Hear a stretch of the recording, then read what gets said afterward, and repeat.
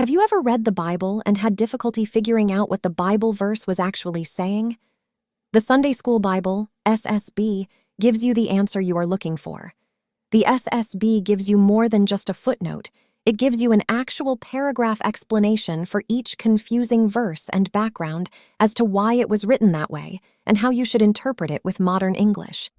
For example, in Genesis chapter 2, verse 23, the King James Version, KJV, translated a quote from Adam that uses the word man. The verse states, "This is now bone of my bones and flesh of my flesh. She shall be called woman, because she was taken out of man." This is the first verse in the Bible where both the Hebrew word ish, meaning a man, and ishah, meaning female, appear.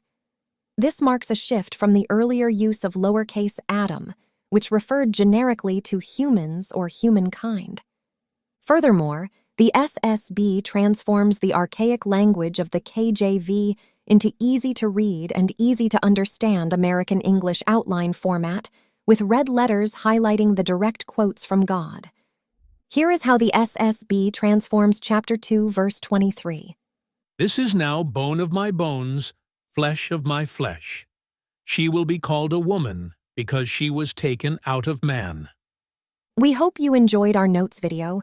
Please like, subscribe, and comment below. Join us for our next episode of Sunday School Bible Notes.